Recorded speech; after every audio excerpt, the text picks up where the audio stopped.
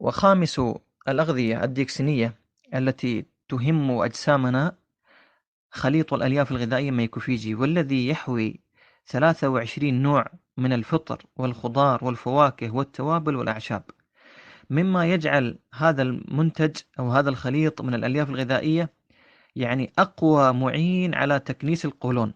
كما أننا نفرش أسناننا ونكنسها يوميا، كذلك القولون يحتاج منا إلى تكنيس وتفريش يومي. لكن لا يمكن أن نفرش القولون بفرشاة أسنان أو بفرشاة ومكنسة، لكن الألياف الغذائية هي التي تقوم بفضل الله تعالى بإخراج يعني الفضلات المترسبة من خلال هذه الألياف التي تحتويها. هذه الألياف لما تدخل في يعني القولون تنتفخ وتدخل في انحناءات والتواءات القولون، وتعمل على إخراج الفضلات المتحجرة والمتصلبة في انحناءات القولون والتواءاته. هنالك فضلات مثل حجم بعر الغنم أكرمكم الله تظل في انحناءات والتواءات القولون ولا تخرج، لدى بعض الناس تظل 20 سنة 30 سنة لا تخرج.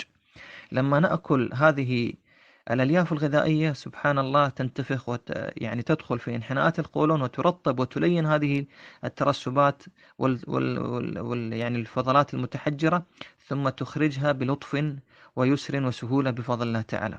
هذه خلاصة يعني ما ذكرناه من الأغذية الديكسينية، وخلاصة الاكتساب الصحي من ديكسين من خلال التوازن الحمضي والقلوي في أجسامنا. طبعا يعني يجدر بالإنسان أنه حينما يأكل هذه الأغذية عالية القيمة والمتوازنة في الطاقة، عليه أن يشرب الماء بكمية مناسبة، على الأقل 3 لتر يوميا، ما يعادل تقريبا 12 كوبا، سواء كان عطشانا أو لم يكن عطشانا. فالماء مهم، وهو كما قال تعالى وجعلنا من الماء كل شيء حي. هذه الأغذية الديكسينية لا يمكن أن تعمل بدون الماء، هي أغذية عالية القيمة ومهمة، لكن لا يمكن أن تؤدي وظائفها بشكل طبيعي إلا مع وجود الماء في أجسامنا.